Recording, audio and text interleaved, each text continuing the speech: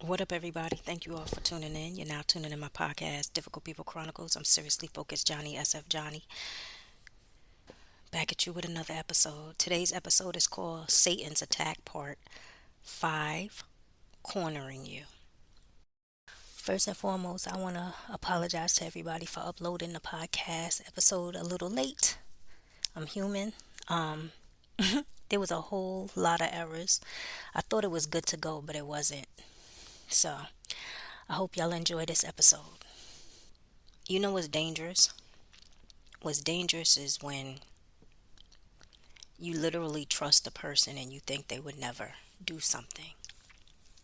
And they basically hound you and they do slick nonsense to corner you. That's a dangerous person. hmm And I'm going to say this. If you have to sit down for a minute and your spirit tells you something is off and you have to wonder what are they up to, it's not worth going from point A to point B. Because you have people nowadays that'll invite you somewhere just so they can hurt you. You have some people that invite you somewhere and they want to humiliate you, but it ends up going too far where you end up getting hurt, God forbid. And that's what I'm seeing nowadays a lot. But if you keep God first and you pray to God about everything, when you leave the house, when everything, and you don't feel right about certain things, I don't care if you feel nervous or nauseous or jittery. Don't go. Even if someone else is going. That was my spirit. Even if someone else is going, don't go. And I felt some kind of way about that. It's crazy. Somebody will say something to you like, "Oh, I'm going to this amusement park. You should come with me." And you're like, "I thought you didn't like amusement parks." And then they tell you, "Oh, me and some friends and X, Y, and Z, and these are people you don't rock with." Don't go. You don't have to go because that person's going. Because a person that plays in the middle is always iffy. Nine times out of ten, they can't be trusted. A person who plays in the middle, I don't care if it's family, I don't care if it's a friend, they cannot be trusted because they're not telling you everything. They're not telling you what they said, they're not telling you everything that was said about you. They can't be trusted. A lot of times, a middle person will call themselves playing God in situations that God already has his hand on. And a middle person will want you to make amends with the same person wishing evil over your life or wanted to take you down or your family down because they're acting out of the flesh. They cannot see what God is doing in your life. They don't care. A lot of times they jealous or envious and don't want you to succeed. They know the situation they're trying to put you in would bring roadblocks, delays, or drama, but they don't care. They'll try to corner you anyway. Know this. Rocking with phony people when it comes to your spiritual development anywhere you go should not be an option unless it is part of your assignment where God has you in that person's life for a reason. See, you have people who rock with phony people. Have you ever noticed something? They always got something going down, some kind of drama, some kind of drama. And if you find somebody that like to rock with phony people, yeah, they questionable. You got to question their character. Like, what's wrong with you? Anyway, Satan's attack is to pin a person up against the wall so they can't move. And one of the things the enemies like to do is pin a person up against the wall who is spiritually blind. You got People who will corner you based on their needs and wants. They want to put you in the wrong environment. They don't want to be by themselves. So they want you to be in the wrong environment too. And they feel that they the creator of your life. So they feel like this is where you need to be. Understand this. They know that if you get in the right environment in your rightful position, they may never see you again. Go back to my episode, Position Yourself in a Path of Peace. Some people know their life is messy, and some people want you a part of that because they do not want to change and they don't want to be alone. The unrighteous goes to church, like I say. Some are preaching sermons. Some are in the kids ministry, the outreach programs. And the only outreach they are doing is trying to reach out and corner you. Do not think they are only in church. No, they are everywhere. The goal is to get access to you.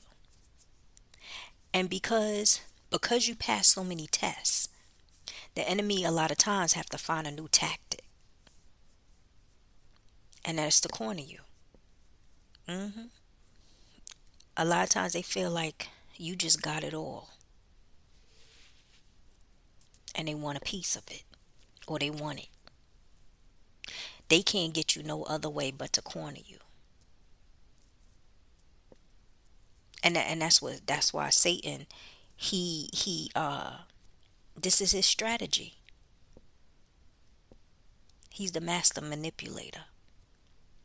Don't ever think, and this is just comes to me, don't ever think that when you get into a situation there's no way out, because that's what the enemy wants you to think. There's no way out, or there's nothing else you can do. There is God. And when Satan sees you fighting, like, you're like, I'm not a corner child. Like, you cannot just you can't pin me to the corner. I'm not that type of person. That's not what I'm made of. He will send people to try to put you in the corner and corner you, put you in that environment so you could just give in to temptation or give in to whatever the offer is. Think about it.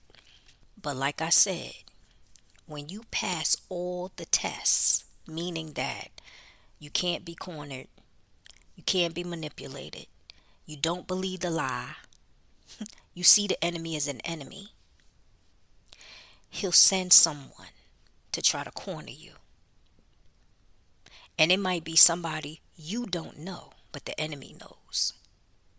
And sometimes it could even be a person in authority or someone who's claiming title, like a pastor.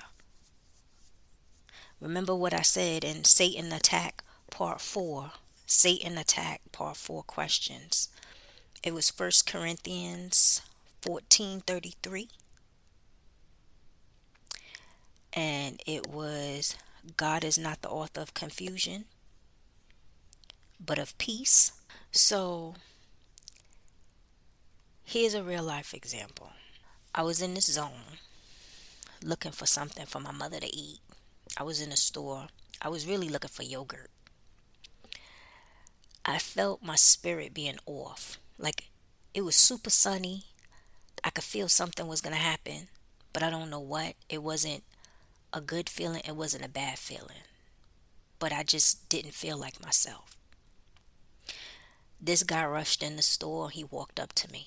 And I had a straight face. Like, I feel like when a person is phony, I have a look on my face of like I'm evil.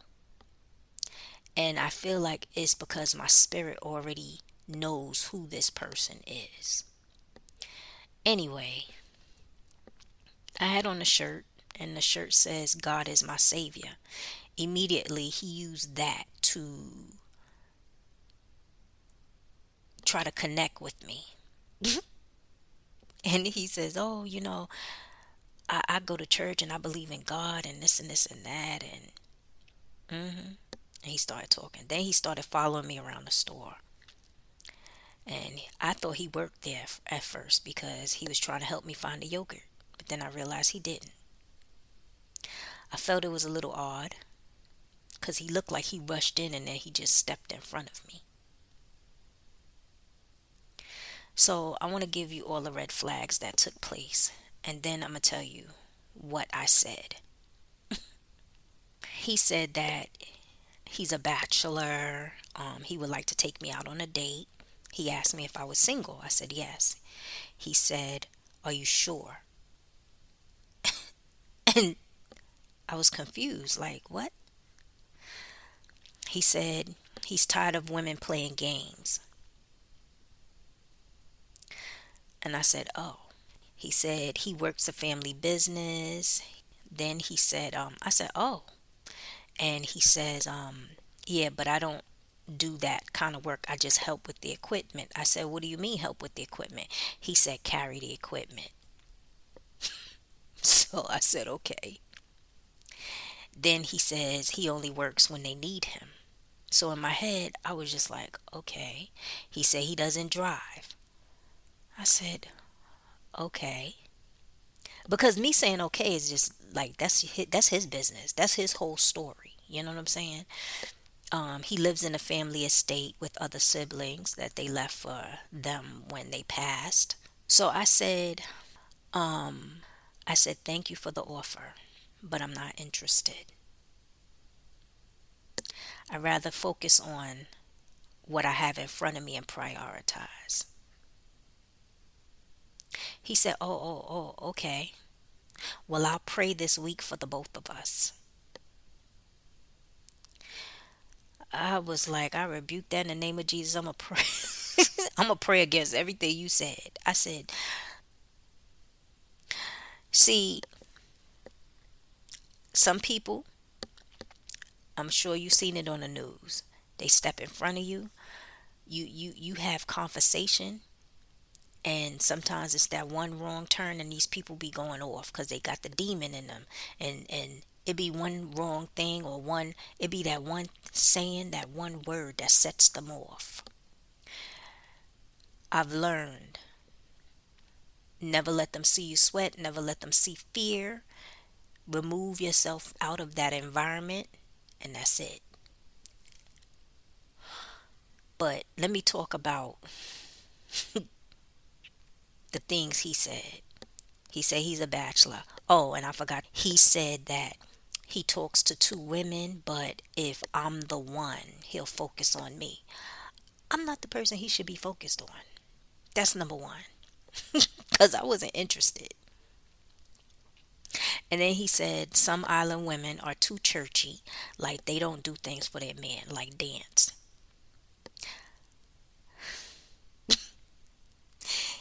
With this craziness going on, I thought I was in the twilight zone. He said he works for a family business and he helps out with the equipment. So in my head, I said it's probably per diem or he don't have a job, period. He said he doesn't drive, but he want to take me out on a date. hmm Something in my spirit said he saw me when I walked through that door. And I feel like somebody told him I was in the store.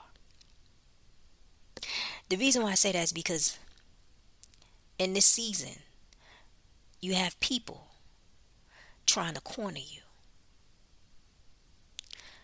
Yeah. They see your light. hmm They want it. So that same day, moments before I got in that store, I saw a woman who was by the store. She was staring at me angrily for some reason. Like, and I remember her face. She wouldn't take her eyes off of me. I rebuke that in the name of Jesus. Trust me. Nowadays, people are plotting and planning to corner you. The enemy can see exactly who you are. And the reason why I say that is because The enemy, a lot of times, their spirit knows when you're a child of God. That's why they're trying to destroy you. And they have accomplices.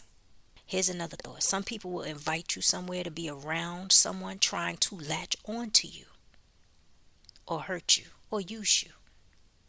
But to do this, they need to corner you by putting you in the environment that is tempting, putting you in the environment so you can let your guard down, putting you in an environment where you mess up. In other words, you become spiritually weak and they claim to be godly, making it seem like they would never put you in harm's way or put you in a position that will put you in jail. And that is what flashed through my mind, because that same dude was strange, and that woman who was staring at me angrily, she was steadily watching me. And I stopped by that establishment to pay that bill all the time, but not no more, not no more. And I noticed that she never looked like that before, like she was steadily watching me when I was walking in the store. I was like, when I was leaving, that must be his sister or girlfriend, and he must live over the store. You may say I watch too much crime stories, but trust me, a lot of times I be right. Even in them crime stories, but so before they solve the case. And with him, he rushed in the store like he knew me. This message here is for the single people. Ladies, there are men who will try to impregnate you, to try to trap you. And you will be his pension, overtime, SSI, lotto, and disability check. And men, there are women who will take you out of alignment with God. So you don't receive the woman that God has for you. So you don't elevate and you won't be at peace. Single people out there, please be safe, because they will do witchcraft activities, spells, chants, potions, like something that smells sweet. And all of a sudden, you be thinking about marriage with this person. But for some reason, at the same time, the Holy Spirit kicks in and says something to you, and you don't see yourself with this person. And it becomes a situation where they was trying to pin you up against the wall, where you do not come to your senses. And then one day you say, if you do mess up, you say, how did I let this get that far? I don't even like this person like that. And your life flashes between your eyes because you were pinned up, blinded, and blocked from the truth. The crazy part is, they don't even like you either. But you look good in their wallet. Because right now their wallet is empty. They don't even have a financial portfolio. And if only I could tell you the story. That's just a glimpse of it. Before you step outside your house, pray. Pray at all times. If you do not feel like going wherever, there's a reason. But make sure it is a confirmation of the spirit and not of your flesh. Make sure it's a confirmation that God gives you. Pray when things seem off with people. Remember, a person who's intentionally tries to put you in harm's way is not a friend. They the enemy. The person who intentionally tries to put you in harm's way, claiming to be a Christian with a heart, is a fake. A person who's in your life for the drama is a peace violator. A person who is in your face when things explode and the expression says a lot, like it is an act. Separate yourself from that person. They trying to destroy you or see what you made of. And lastly, I want y'all to understand there are good people out there who have minor flaws. Everybody got something wrong with them. The same way you're trying to be right, so are they. But what I'm talking about is the imposters, the fakes, the wolves in sheep's clothing. If you feel like a situation come down and you can't breathe and they want you to make a quick judgment call, remove yourself from the situation, go to the bathroom and go to God in prayer. Cuz another person's emergency is not your emergency. And if they try to put you in their emergency, it's still not your emergency.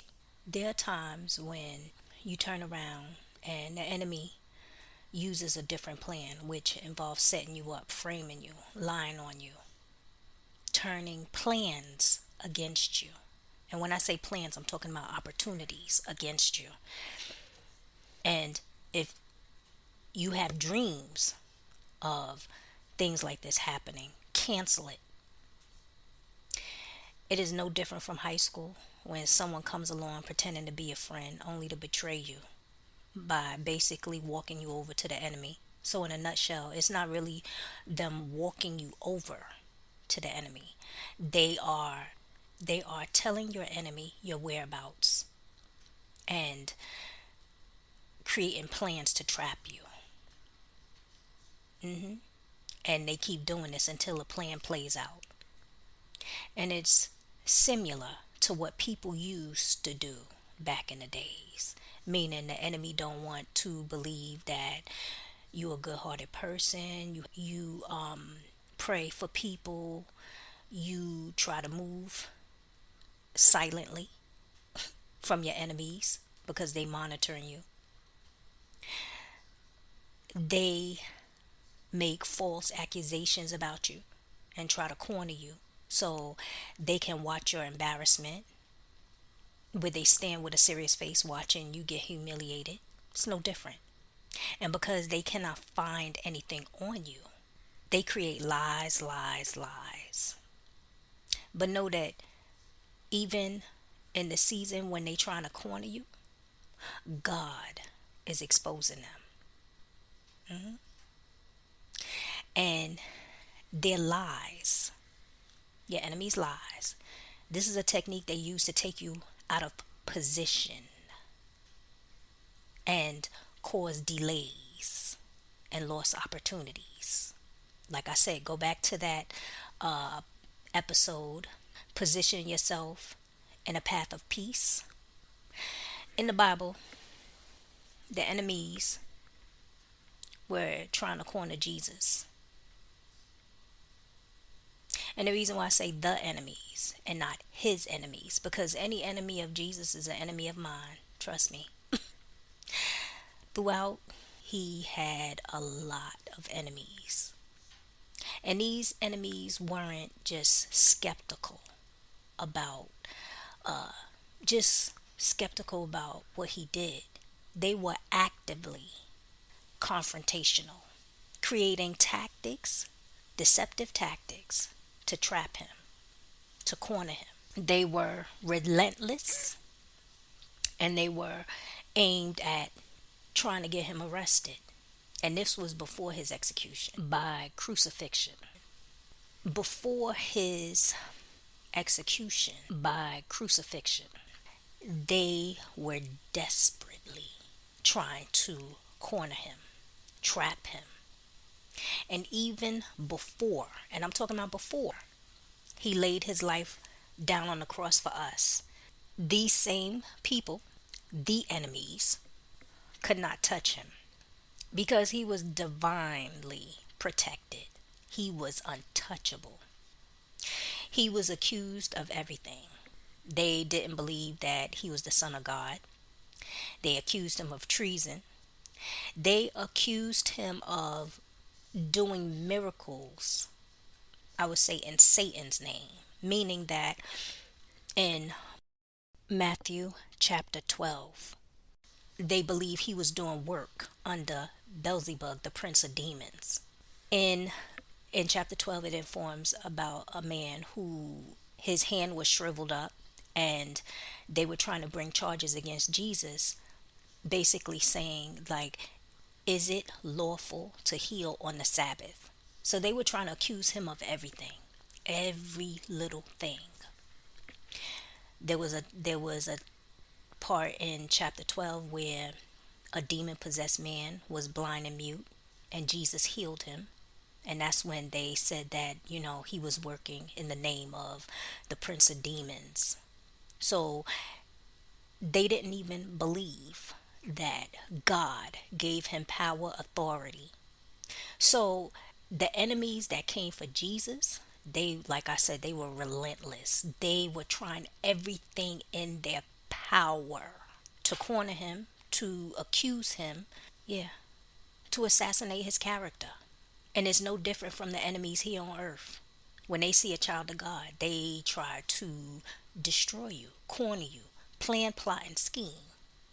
And I'm not talking about people who are spiritually blind and they don't see the enemy, so they just have poor judgment when it comes to certain situation. I'm talking about enemies that literally try to trap you. So what do you do when you feel like people are trying to corner, control you because they want you to go in their direction, or they want to stop you from where you're going, meaning you are following God's direction, or they just want to take you down? Here's what you do. Here's one. Go to God in prayer, and whatever signs you get, acknowledge them the first time. Number two, reinforce your boundaries. No means no, and stand on your word. No means no. Number three, keep your plans to yourself. The plans that God has for you should be between you and God. Number four, trust your instinct. You will know something feels off when you walk into strange situations. Like when I was in that store, my spirit wasn't right. It felt something was going on. It wasn't at peace. And the moment I said no, thank you, I felt peace. Number five, learn to listen. Then you can hear the lies. Number six, if you feel a confrontation coming on, like drama at a job, in the family, between you and your friends, walk away. Next, sometimes if you want to settle some things, it is okay to do it over the phone. Even though people will see you as a coward, who cares? It's all about your safety and your peace. Next, do not bend your rules to accommodate anyone.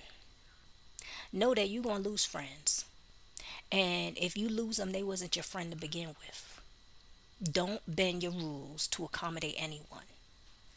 There was one person that said to me one time, they said, because I separated myself from them, they said, the devil is about division and may God have mercy on you. I said, that's true. But God is about separation. So if you ain't right, he might separate me from you because you ain't right. Or if you're not right for me, he will separate me from you. Some people want you to be around them even though their way of doing things is not normal. Next, know when someone is playing victim. Like they the culprit trying to set you up, but then they change position because they can't get you where they want you. So they are saying you changed or flipping the blame. Know that that person is positioning themselves to try to trap you, corner you, control you. And lastly, know when someone is sugarcoating things, giving excuses. There was a situation recently where somebody I felt was sugarcoating things because, like I said in the last episode, position yourself on a path of peace, is that you have people that, because it's not their situation, they take it lightly. Knowing someone is sugarcoating things, and I had to step back in a situation that someone was in, and I had to position myself and say, look, I don't want to be like that person that's sugarcoating things. If your spirit is telling you that something is not right, go with your spirit. Go with your spirit. Remember that and stay blessed. Check me out on YouTube, like, subscribe, click the notification, check out my store. All the links is underneath. Love me more and I love you more. Later.